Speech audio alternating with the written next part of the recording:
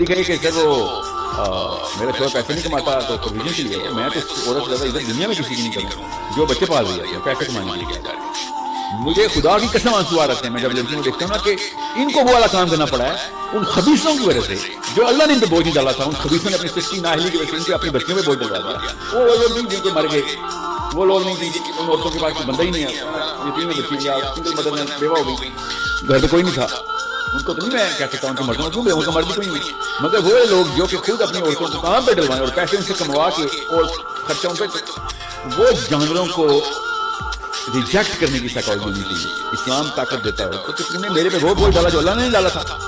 اس سے بڑا ریزن کوئی نہیں ہے اس گھر کو اللہ حافظ کرنے. اس لیے میں سنگل مدر کی اتنی رسپیکٹ کرتا ہوں اتنی رسپیکٹ کرتا ہوں کہ میں نے I have never seen more burden on a single entity than a Pakistani single woman. مجھے پتا ہے پاکستانی مرد سے بڑا جانور صفاک جانور نیشنل جیوگرافک پہ میں نے کبھی لگڑ بگڑ اس لیول کے اوپر حملہ کرتے نہیں دیکھے.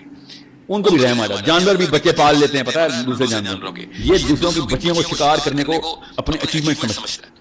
اکیلے میں بھی کرتا ہے گروپ میں بھی کرتا ہے یہ شکار لوگوں کی بچیوں کو. اس ایسے معاشرے میں ایک عورت کام کرنے کے لیے نکلے اور وہ اپنے بچے پال رہی ہو اس کو سر پہ بٹھانا چاہیے. We should empty the road کہ سنگل مدر آ رہی ہے.